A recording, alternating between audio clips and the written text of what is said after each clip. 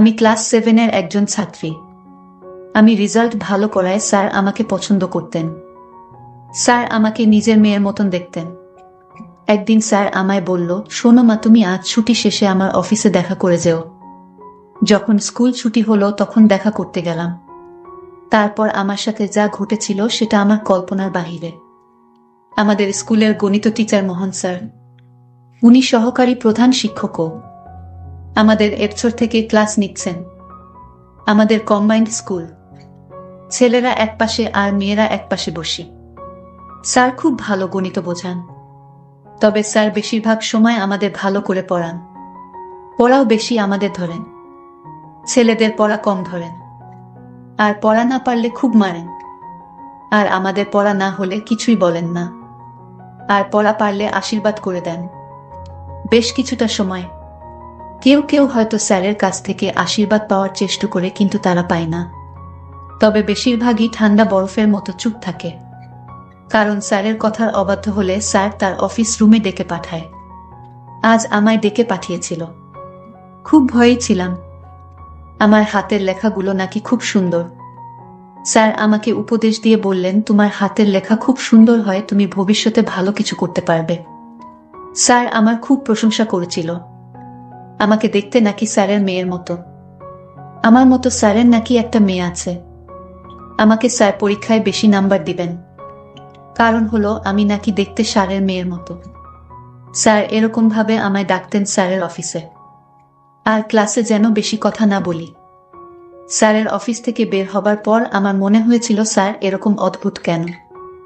Sir আমাকে বলেছিল, মা, তোর মতো আমার যে মেয়েটা ছিল সে বেঁচে নাই, মারা গেছে আরো 5 বছর আগে। স্যারের এই কথাগুলো শুনে আমি কেঁদে ফেলি। তারপরের ক্লাসগুলো আমি আর ঠিক করে করতে পারিনি। ছুটি হবার সাথে সাথেই বাসায় চলে এসেছি। 2 দিন স্কুলে যাইনি। আজ স্কুলে আসার পর টিফিনে সব মেয়েরা আমায় ঘিরে ধরল। স্কুলের কিছু বড় আপু এসেছে। সেদিন কি হয়েছিল সবাই জানতে চায়। আমি তাদের কিছুই বলতে পারলাম না। তখন আমার এক বান্ধবী বলল, স্যার নাকি ওকেও ডেকেছিল। ওকেও বলেছিল স্যারের অফিসের জমা খাতা পত্রগুলো দেখতে, এরকম স্যার তাকেও ডেকেছিল। স্যার ওকেই এই কথা বলেছিল যে তাকেও নাকি দেখতে তার মেয়ের মতো। আরেক আপু বলল, এই তো মাত্র শুরু, এমন আরো হবে। আর কাউকে কিছু বললে শুধু পরীক্ষায় ফেলই করাবে না, সাথে নাকি মিথ্যা বলে স্কুল থেকে টিসি দিয়ে বের করে দিবে। আরেক আপু বলল, উনি একদিন একটা সমস্যার কারণে স্যারের কাছে ছুটি আনতে গেলে স্যার তাকেও নাকি বলেছিল তাকেও দেখতে স্যারের মেয়ের মতো। আমি ঠিক বুঝতে পারছি না, স্যার যাকে তাকে বলে তাকে নাকি দেখতে তার মেয়ের মতো। খুব অদ্ভুত ব্যাপার তো। আসলে স্যারের কি জ্ঞান হারিয়ে ফেল নাকি? আমি আপুকে বললাম, আপু, আপনারা কিছু বলেন না? কি বলবো বলো, কিছু একটা তো করেন। এভাবে আর কতদিন? আর কেন এই চুপ থাকা? তুমি ঠিক যে কারণে চুপ হয়ে আছো। আর কাকে বলবে বলো? স্যার কাউকে জানানোর সুযোগই দেয় না। 2 সপ্তাহ পর আমাদের প্রধান শিক্ষক সবাইকে অ্যাসেম্বলিতে দাঁড় করিয়েছেন। আমাদের প্রধান শিক্ষক খুবই ভালো, মাটির মানুষ। আমাদের সাথে স্যারের দেখা খুবই কম হয়। স্যার নানা কাজে ব্যস্ত থাকেন, তবে যখনই দেখা হয় আমাদের সাথে খুব হেসে মায়া দিয়ে কথা বলেন। কিন্তু আজ স্যার হাসছেন না, সবার দিকে কেমন করে তাকিয়ে আছেন। হঠাৎ করেই বলা শুরু করলেন, আমাকে তোমরা ক্ষমা করো, আমি তোমাদের যোগ্য নই। আমি স্কুলটাকে আদর্শ স্কুল করতে গিয়ে তোমাদের দিকেই খেয়াল করিনি। তোমরা কিসে কষ্ট পাচ্ছ বুঝতে পারিনি।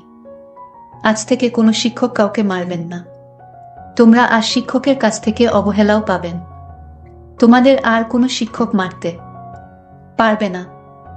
আর আজ থেকে ছেলেদের সকল সমস্যার জন্য একজন পুরুষ শিক্ষক আর মেয়েদের জন্য মহিলা শিক্ষক থাকবে। নিজেদের সকল সমস্যার কথা তাদের জানাবে। ছুটির প্রয়োজনে তারাই ছুটি দিবে। এরপরও কারো সমস্যা থাকলে আমায় জানাবে। দয়া করে কেউ চুপ থাকবে না। পরে আমরা জেনেছিলাম স্যারকে কে যেন চিঠি দিয়ে সব জানিয়েছিল। স্কুলের শিক্ষকের এরকম লেখাপড়ায় অবহেলা করার জন্য তার বিরুদ্ধে চিঠি লিখেছিল। আমি স্কুল থেকে বাড়ি ফিরলাম আর মনে মনে চিন্তা করলাম, স্যার যাকে তাকে নিজের মেয়ে মনে করে। এটা তো একটা অদ্ভুত ব্যাপার। না, এই স্কুলে পড়ালেখা তেমন ভালো হয় না। আমি এই স্কুলে লেখাপড়া করব না, মনে মনে সিদ্ধান্ত নিলাম। আমি বাড়িতে গিয়ে বাবাকে বললাম, বাবা, যদি আমাকে লেখাপড়া করাতে চাও তাহলে আমাকে একটা মহিলা মাদ্রাসায় ভর্তি করে দাও, যেখানে আমি হিজাব পরে মাদ্রাসায় যাব। বাবা আমার কথা শুনে বাবা বলল, দেখো মা, আমি কিছুদিন পর তোমাদের অন্য শহরে গিয়ে বাসা রাখব। মা, আর কিছুদিন লেখাপড়াটা করো, তারপর শহরে গিয়ে তোমার যা যেখানে ইচ্ছা সেখানেও লেখাপড়া করতে পারবে, আমি কোনো বাধা দিব না। আমি বললাম, বাবা, তাহলে কতদিন পর শহরে উঠবা? বাবা বলল, তুমি ক্লাস 8-এ যখন উঠবে তখন চলে যাব। আর বেশি দিন ওয়াট করতে হবে না, মাত্র 6 মাস। ভুলেই গেছি, আমার পরিচয়টা দিয়ে দেয়। আমার নাম ইসরাত, আমি 7ম শ্রেণীতে পড়ি। আমার বাবা একজন ব্যবসায়ী। আমরা 2 বোন 1 ভাই। সবার বড় হচ্ছে আমার বোন, নাম হেলেনা, বিয়ে হয়েছে প্রায় 5 বছর হবে। আমার বড় ভাই শিহাব এইবার কলেজে ইন্টার 2nd ইয়ারে পড়ে। আমার পরিবারের মধ্যে আমি সবার ছোট, তাই সবাই আমাকে চোখে চোখে রাখে। আমরা থাকি নানার বাড়িতে। আমার বাবা আমার মাকে বিয়ে করায় আমার দাদা তার বাড়িতে জায়গা দেন নাই, তাই আমরা নানুর বাড়িতে থাকি। আমার নানুর বাড়ির এলাকাটা তেমন ভালো না, কিন্তু আমরা এই এলাকার অনেক অত্যাচার সহ্য করে নানুর বাড়িতেই থাকি। তবে আমার বাবা শহরে একটা বাসা রাখবে বলেছিল এবং সেই বাসায় আমরা কিছুদিন পর চলে যাব। আমার বাবার ইচ্ছা আমি বড় হয়ে একজন ডাক্তার হব। যাই হোক, বাবা আমায় বলল, মা, তুমি আর এই স্কুলে 6টা মাস কষ্ট করে লেখাপড়া করো, কারণ এখানের স্কুল ভালো না। শিক্ষকরাও ছাত্রদের ভালো করে লেখাপড়া শিখায় না। আর তাই আমার লেখাপড়ার মনমানসিকতা এখান থেকে একেবারে উঠে গেছে। তারপর বাবার প্রতি থাকিয়ে লেখাপড়া করে যাচ্ছি। যাই হোক, আমি 1 সপ্তাহ পর স্কুলে গেলাম। স্কুলের গণিত শিক্ষক, যার কথা একটু আগেই বলেছি, আপনারা শুনেছেন, গণিত টিচার মোহন আমাকে টিফিন আওয়ারে আমাকে তার অফিসে ডাকলেন আর বললেন, বসো মা, তোমার সাথে কিছু কথা আছে। স্যারের ডাকে আমি স্যারের অফিস কক্ষে প্রবেশ করলাম। স্যার বলল, তুমি এতদিন স্কুলে আসোনি কেন মা? আমি বললাম, আমি অসুস্থ ছিলাম। স্যার বললেন, মা, ঠিক তোমার মতো আমার একটা মেয়ে ছিল, সে আজ পৃথিবীতে নেই, সে পরপারে চলে গেছে। আমার মেয়ের সাথে তোমার চেহারার অনেক মিল আছে। আমি স্যারের কথাগুলো মন দিয়ে শুনছিলাম।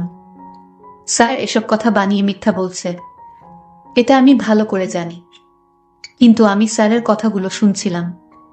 স্যার বলল, স্যারকে আমি বললাম, স্যার আপনি তো আমার বাবার মতো, আপনি মিথ্যা কথা বলেন কেন? কেন মা, আমি আবার মিথ্যা বললাম কখন? আচ্ছা স্যার, আপনি বলেছেন আমি দেখতে আপনার মেয়ের মতো। আমার চেহারার সাথে আপনার মেয়ের চেহারার অনেক মিল আছে। এই কথা কয়জনকে বলেছেন স্যার? স্যার অবাক হয়ে বললেন, মা, তুমি কি বলছো? আমি তো শুধু তোমারে বলেছি তুমি আমার মেয়ের মতো। সত্যি বলছি, আমি আর কারো মাঝে আমার মেয়ের চেহারা দেখতে পাইনি। আচ্ছা মা, তোমাকে কে বলেছে আমি মিথ্যা কথা বলেছি? প্রিয় বন্ধুরা, সবাইকে ঈদ মোবারক জানাই। আর আজ ব্যস্ততার কারণে গল্পটি শেষ করতে পারলাম না। গল্পের পরের পার্ট খুব শীঘ্রই আপলোড দেওয়া হবে। আজ ঈদের রাত, তাই আজ শেষ করতে পারলাম না। গল্পটি পরের পার্ট শুনতে চাইলে চ্যানেলটি সাবস্ক্রাইব করে পাশে থাকুন। ধন্যবাদ।